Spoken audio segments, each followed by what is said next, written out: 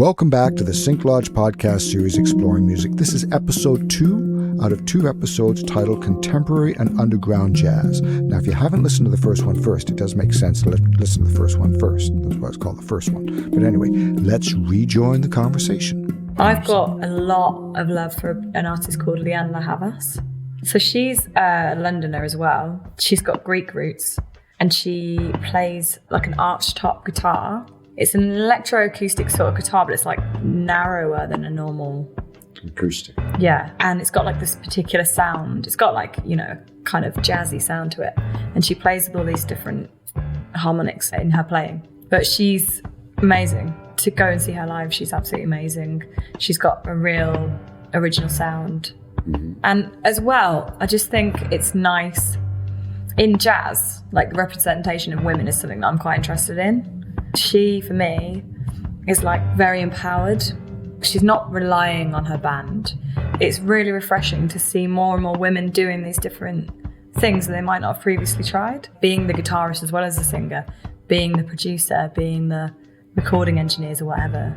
And jazz seems to have a fair female presence going on. Why wouldn't the world want that? It's interesting to see women actually standing up and doing that more and more. Yeah. Most of the men I know in the industry don't have any sort of sexist agenda on what male or female should be sitting in whichever chair. They don't, but then I think across the board with music, it's like it's a like changing world, and it's a bit the paradigm's shifting. Yeah, 100%. But it's slow on the uptake. It is. I think especially with obviously the film industry and then the kind of wider explosion from the Me Too movement, there's always that kind of initial kind of talk about it because of the live events that are happening. And unfortunately, what happens then is that then something else then becomes the kind of the main story, and that kind of initial grassroots of trying to actually change society as a whole kind of then starts to become quieter because something else is then louder, and it's like the news cycle. And what kind of needs to be a kind of continuous rhetoric is actually that message to be continuously drummed, even when it's not on the news or even when it's not a pressing matter or a specific day. You know, it should be something which is progressively done on a daily basis. And it's, I think, those little victories that eventually create the winning of the war on sex and but there's anything like the Me Too thing, and there's been I'm a child of the 60s, right? I remember all of that stuff. My mother was very women's lib and very, very independent, and there were different things that happened along the way. Like you say, there was a big thing about it, and then it got quieter.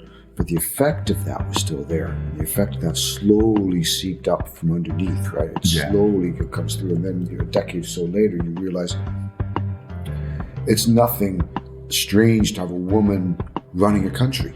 No, not so. Right? It's nothing strange to have a woman running a company. Yeah. To have be top CEO of a major international corporation. That isn't strange. Where a few decades ago, that was strange. Right? That was very strange. Yeah. What I think, like in particular with like music and other sort of creative areas and maybe more technical areas, is that it's this sort of like subconscious thing where people don't necessarily think, okay, I'm going to go to a female for this. Like, I'm going to go to a female composer, I'm going to go to a female orchestral arranger or a director or whatever.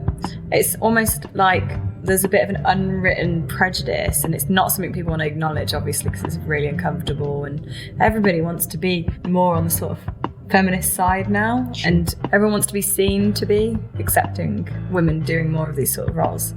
But I think, you know, I've even been in conversations with people that don't necessarily mean it, but they've said things along the lines of, you know, I don't know why they didn't give that to this ex-director that's a female, because it wasn't that complicated, you know. And it's that sort of like it's quite eye-opening, because you're like, whoa, okay, people actually are like quite archaic about these beliefs still, and they don't know they are.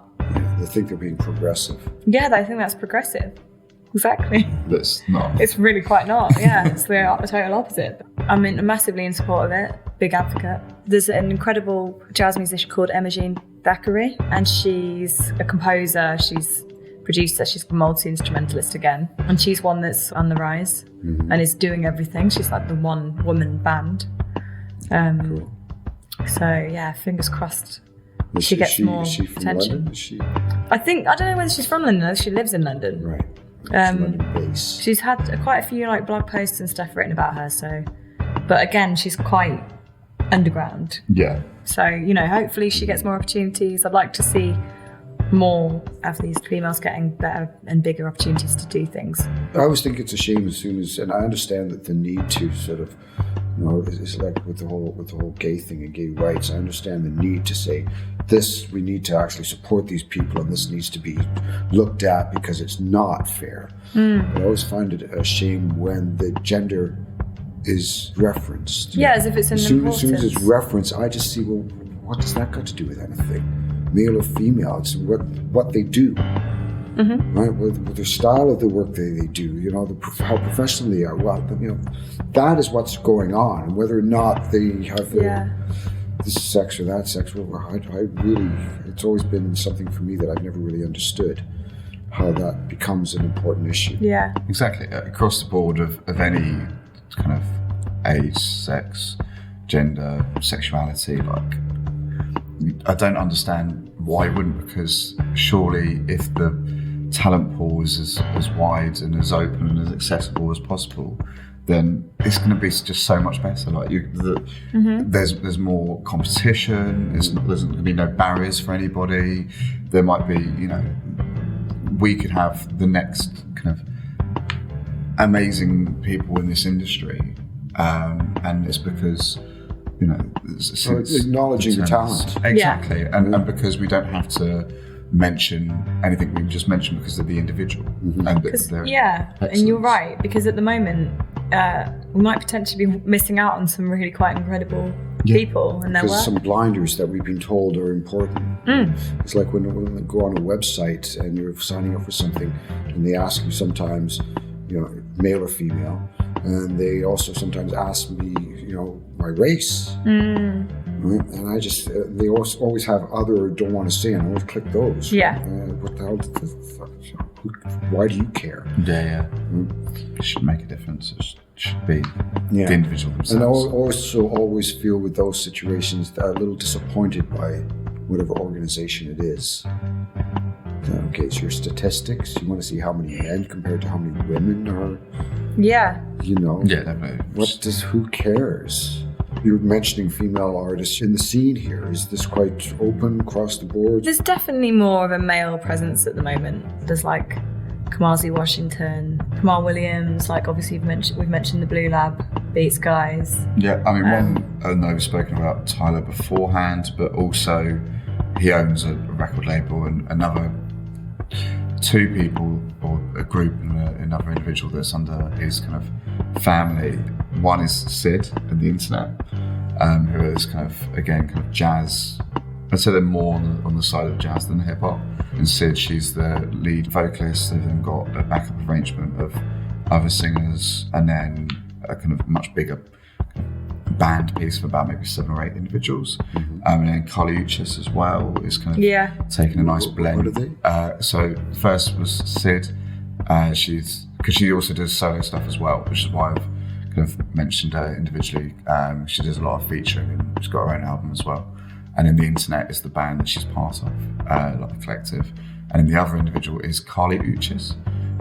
She's kind of bringing this kind of mix of kind of Amy Winehouse-esque kind of vibes, but mixing in with it's kind of California kind of pop as well. But it's kind of got like some spicy Latina vibes to it as got well. A nice mix as well. Yeah, I think that's her background, is some sort of like there's definitely a lot of that influence in there as well. 100%. Yeah, it's really kind of, there's a lot happening in America, especially in that kind of somebody genres. I saw last year, she's called Charlotte Santos. She's part Norwegian and part Brazilian, and she's got this really interesting sound.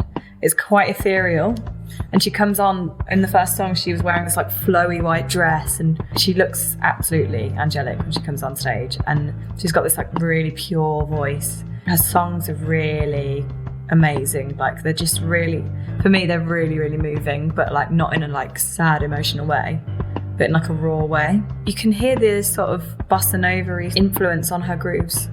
So I would say like she is dipping into jazz as well. But obviously it's hard to pigeonhole somebody that diverse and with that many influences behind them. There's a lot of other artists out there. There's, you know, maybe the more unknown ones. There's a lady called Ellen Andrea Wang, and she's part of a Norwegian pop jazz quartet. Jazz. Yeah, and she's on the double bass actually. Right. It sounds a little like an oxymoron, pop jazz. Yeah, pop jazz, exactly. So there is pop jazz out there, and there's quite a few ladies popping up on the scene. Oh, no, definitely awesome to see. I hope this kind of continues and we can just hear more awesome music over the next kind of decades to go. It's an interesting time because creativity seems to be the main instigator, the main driver.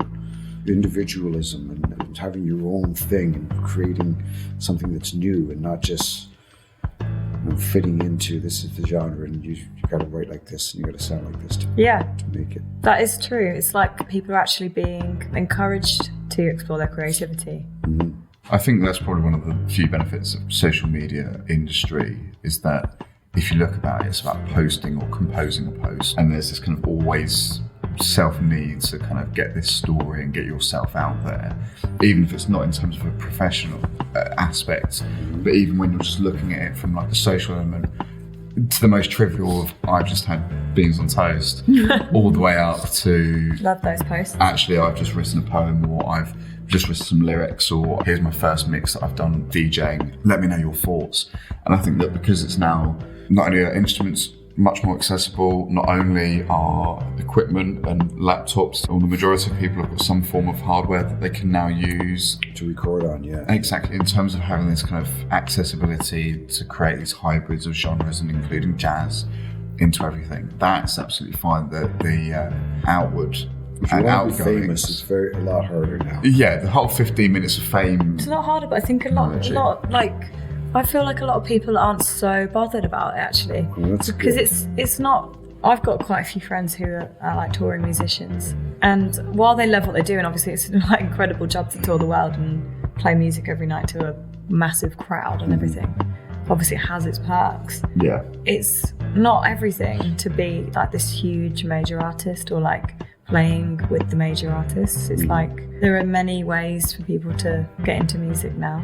Of course, yeah, and you know, those social media platforms are definitely ones that are available. But the thing is because the barrier has disappeared, there's now this kind of complete open access for it. I mean, it's true. Like we're not in like the Sun Studios sort of era anymore, where it's like Elvis and you know, there's like three people. Well, when I started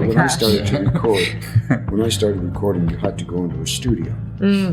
You had to hire a studio, and it was expensive, and you had a couple days, maybe a bit longer in there to record everything that you wanted to record, and then you're out. And it was a bit of a whirlwind for your head. Yeah. And all excitement, you're in there, and you're doing, and then it's over, and you hope you capture what you wanted. Now, when I record, we go into a studio for a bit because of the louder instruments, but everything else, I've got my own stuff. I've got everything I need. You know, I can take all my time with it, and everybody has this pretty well, you know. Yeah. I read a report that now there's an average 30 to 40,000 songs being added to the downloading sites, the streaming sites per day. And that used to be per year. Yeah. Right now it's per day, right? It's a huge amount of music that's being created, which is great. But then it does make you think, doesn't it? People obviously aren't doing it because they want to be famous then, because they know the competition's fierce. No, like it depends a lot how of people. naive you are, though. Yeah. True. Or self-illusion, you know. I mean, there's like, you know, all with all due respect to the music makers out there are definitely some wannabes. 100%. But I think within and that, sometimes one of those breaks through. Yeah. It's absolutely huge, right? Yeah. But I do think there's also a network of people that really are doing it for the love of it as well, which is oh yeah, really nice. There's every type of musician that's pushing through. Because it's like we said as well, like a lot of these jazz people that we sort of mentioned are intentionally messing with the status quo and having a little bit of a rebellion. It's not quite like, you know, the Sex Pistols and the punk scene, but it's like the like smooth jazz version of that. And like the messing with it for the fun of it and sort of just the challenge to the listener. And to themselves as well. Yeah. And the thing is that with that huge number of songs being added per day, that's not like it's going out to everyone. It might be that there's only going to be 10 new songs for this genre, and that will have its own culture, and 50 songs into that culture. And so you're always going to have your kind of diehard fans, not of particularly the artist, but of that genre as a whole, and as that kind of culture and tribe, I probably would say in some respects, and they all kind of overflow, and that's basically kind of, I think, how music's kind of evolved now, because every element is all kind of adding to this bigger picture. It is. That's very true. And from that, you can take as little or as much as you want. You can still go into the industry as somebody who wants to be successful. That's absolutely fine, and good luck to them. There's also the opportunity for individuals to go and create what they want, maybe because of how they feel, or to vent out, or to let other people know in this form of artistry. That's absolutely fine, and good luck to them. Or if it's kind of wanting to see a previous genre or previous song and see actually how can I kind of break this apart and take this element and maybe go to another song and take this element and learn and adapt and fuse together and have it as more of a kind of, I guess it's a chemistry lesson with music, then that's absolutely fine, and good luck to them too as well. And then there's the opportunity now that they can still share it. They can still put it out there. Exactly. Just look what I did. Isn't this interesting? And it's about being proud of it as well. Yeah, and even if it's a passion project. Yeah. I think the best kind of art is from the passion, is from the heart. Anybody that sits down to write a number one song usually misses, right? They miss the point of it. Right? Exactly. It's like few people, like I used to actually quite like Newton Faulkner back in the day, because he's just such an interesting character. He's this guy, he's from like just outside of London in like a smaller town. He writes quite unique music. And anyway, I read like an interview with him years ago, and he just said, when you sit down and you try and write a song, and it's like you've got an aim. Maybe it's different with composition, but with the songwriting craft, it just sounds contrived. You struggle, you sit there, you've got writer's block. Whereas if you just let it flow, you actually find it so much easier to finish your music. That's right. But obviously, you're using a different part of your brain. Yeah. Right? You're using a different part of your whole system. Yeah. I had a conversation the other evening in Vienna where somebody was asking me about lyric writing. And I said, well, the best way to write lyrics is not to write lyrics. It's just to have an idea and write them down. Any sort of idea you have, get in the habit of writing them down. Yeah. And some will end up being lyrics. Yeah. Some are just ideas. Yeah, exactly. If you try, absolutely. It's just natural. If you can just let that flow happen, then it's going to come naturally. And I think this is maybe the shame of those individuals that are chasing for the number one, or already in that kind of sphere of music, the kind of top 40 or the Billboard top 100. And I think the same with players, like in jazz. One thing that I've had a hard time with jazz is when the player is showing me how great of a technician they are on their instrument. Yeah, because it's not enjoyable. I find it incredibly boring. Like when they're having like, I don't know, when they're wandering off and they go down a complete tangent and it's like they're in their own bubble. Whatever the instrument is, I find it's not, I like melody and I like messing with melodies, and if it moves me, then that's great. Yeah.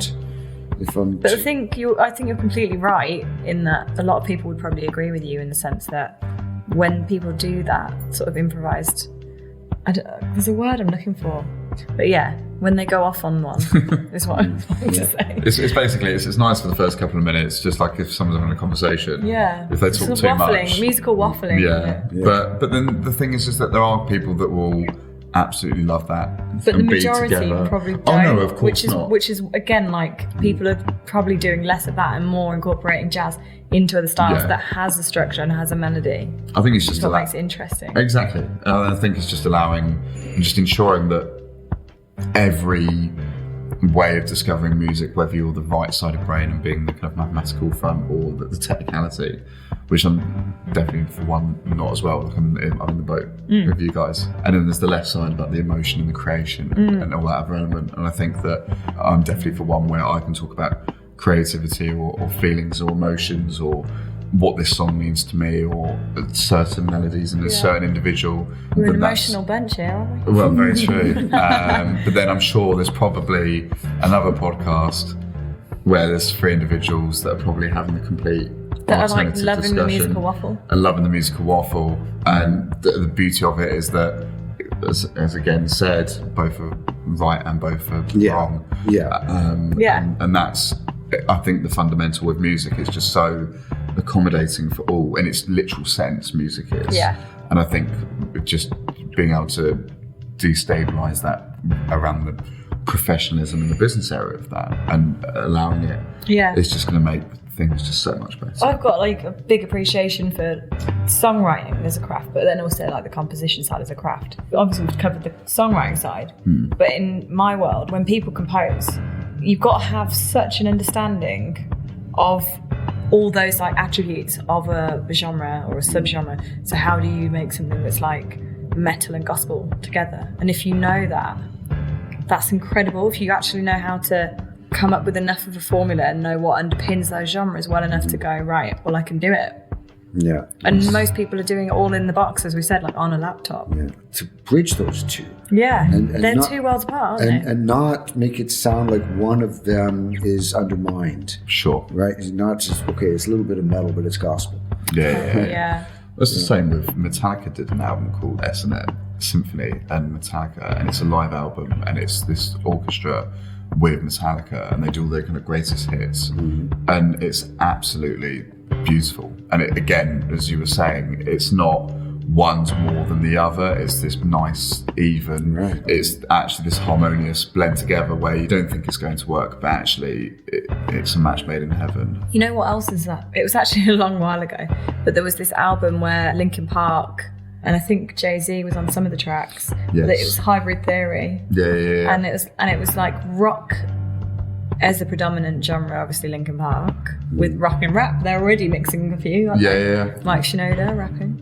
But they had like all sorts of other genres coming in, didn't they? And it's like every song felt like a remix because it had like hip hop and rap, like production elements as well. So maybe like a change in the instrumentation or like the grooves and beats and the production style of those mixes and everything. And it was a real hit, wasn't it? Yeah. Everyone loved that album. Oh, so yeah, because I think was it Numb that was Jay-Z and Linkin Park? Yeah, and Encore. Encore, sorry. Yeah. And that was really well kind of received, not just people that are fans of rock or hip hop, but that went off, didn't it? Yeah. It's just really great to see, and I think when you start seeing artists, I guess Old Town Road is probably the first of its kind in the business sphere of the top 40. I kind of hope it's not the last though. I did enjoy it. Do you know what? It's one of those songs where the first time you're like, I can't believe this is a song. I know. And then by the 40th time, then you know the dance moves. Because we actually listened to it at your house. Yes. And I remember us being like, what on earth is going on? Oh yeah, with the music we're like, oh video my as god, well. have you heard this crazy song? And we were like utterly confused. But then it's like, I don't know, for me, I just couldn't help but like it. Cause it's just like, this is so like, it's just so fun. It's not taking itself too seriously, is it? No, not at all. Not at all. Mixing things up, which makes it interesting. Right? Yeah. If you know that the individual or the group have made it with, I'm not going to say love, but made it with some form of emotion, and there's even a story to making that song, then it makes the song much more three-dimensional. And then one of the things that I really enjoy, and I guess it works quite well with kind of the jazz standards and the legends of jazz, is that obviously they're so well documented now, retrospectively looking back. But when you're looking at songs that are coming out and you see how it came about, or you know that it was in a kind of greasy spoon in Hackney, and they made this absolute masterpiece, but only a few thousand people have listened to it, then you feel like you're part of that as well. And it comes in all different shapes and sizes, because Stevie Wonder is probably my favourite artist of all time, and knowing that whole story about how kind of being a kid kind of in Motown and then bridging away from that and moving forward and then experimenting and having his first kind of kids, and how kind of doing life, being successful and being blind and just learning all about them. I think then you have that kind of appreciation, and you have that secondary understanding. So when you listen to a song, you're not looking at it just at top level. You can go, actually understand why they might have said that, or I've done that. And I guess you can also portray it in kind of an instrumental as well. If it's something that's really aggressive or something that's much more mellow and soft, and you can correlate it to that period of time that they were in. I was just about to ask such a silly rhetorical question. Yeah. And now you've just made me sound so silly. Why? I don't know if I can ask it. Go Go on. ahead. I was going to say, Yeah. do you think genuinely that Rick Astley wrote that Never Gonna Give You Up song as like a serious thing? Because that's one song I can't tell. I can't tell. I think it's been shrouded in being a meme and being rickrolled. But it's like it always comes on, doesn't it? Everyone sings at karaoke or it comes on at the end of the night. But did he mean for it to take on that? Well, maybe Like- he was just being silly with it. Is that what you mean? Like, Well, yeah, but I can't tell, can you? It's quite a playful song, but it's like... That era, because whenever I think of Never Gonna Give You Up, I also think of A Hard Take On Me as well. Yeah. I don't know, they just go hand in hand. But I just think that was just, you know, if you think of like Gary Newman in Cars, and you think like, I'm in my... I think that what they were trying to do was to try and fit into the culture and what was in at that period of time, which is still what they were living through. Yeah. And obviously with the likes of, you know, Never Gonna Give You Up, it's still a love song, but it's just in the music that was preferable of that time. Yeah, true. And what it's now done is it's just became something else. I guess it's like the same sort of world as like Talking Heads and stuff. Yeah. And that was a period of quite light-heartedness in music. Yeah. But, you know, jazz in its whole entirety has been able to influence everything. And as it was one of the main genres that's birthed modern music. And it's for what we like pushing the understand it. boundaries. It's been the parental figure. It's been the high mark on a lot of levels. Yeah, 100%. Right. So we've explored that quite a bit. Is there anything else you would like to put in? I kind of feel like there's one artist that I haven't mentioned, and I feel they deserve a mention, and that's Gregory Porter. Oh, yeah. Okay. Gregory Porter, for me as well, I think is somebody that has been traditional in the sense of what jazz has always been, but still making it accessible to the whole wide range of audiences. It's not specific to any one type of group of people. And really good reason for that is not this Christmas, but the Christmas before. On Christmas Day, he had his Royal Albert Hall performance, and that was on at prime time.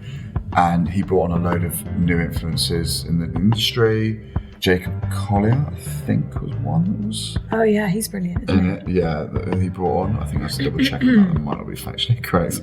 But then just some of his music as well. And he's brought the storytelling element of jazz into the 21st century. Stuff like the one that I really would like to be on the playlist is On My Way to Harlem, because that's just a beautiful song, and it's him about how he finds his love for jazz and kind of mentions the greats along the way. So that's what I probably would say. Other mention, maybe a bit further afield, but Jamiroquai as well for me is a really, really big band for me, and JK in particular. Yeah, totally. Too Young to Die, the extended mix, which is like 12 minutes long, but it's this beautiful kind of like jazz 6-minute instrumental piece at the end, and a really gorgeous solo that's kind of added as well from the radio edit. I think what they did for 90s, having that kind of, I guess, as a band, having that Britpop vibe. So yeah, those are two. What about yourself? Well, for me, Norah Jones is like actually someone that I've always loved. She, I think, again, is like an incredible jazz pianist, but not necessarily like a showy-offy. Sure. Yeah, she's very sensitive. Yeah. I mean, I just absolutely love her, really. Like, grew up listening to her. What's your favourite song? Well, I used to play Don't Know Why on the piano, so I think it's got to be that one because I just really connected with it. She's got loads of beautiful songs though. She's in a band called the Little Willies, but they're like more of the sort of country roots. I thought of another one that we both would agree on. Go on. Sampler. Oh yeah, absolutely. No One Loves Me Like the Piano. Yeah, It's just a beautiful piano standard. Yeah. That's one that is, that's for a somber, sad moment. That's, words can't describe how beautiful that song is. Yeah. Cool. He's incredible, isn't he? Yeah. Cool. Okay, well that seems like a good place to leave it. Lovely. I think that was really interesting, really fun. thank you both. No for worries, coming it's in been a and pleasure. exploring Really jazz enjoyed with it. us. It's been really fun. First podcast. Yeah, first one. Okay, excellent. Really great. Okay. Thank Lovely. you. Thank you. We have come to the end of the second of 2 episodes titled Contemporary and Underground Jazz with Karina Byrne and Ellis Johnson. This episode was recorded at The Joint, the Central London Rehearsal Studios. For more information, please visit thejoint.org.uk. You have been listening to the SyncLodge Podcast Series Exploring Music. My name is Lionel Lodge, and I thank you very much for joining us. Till next time.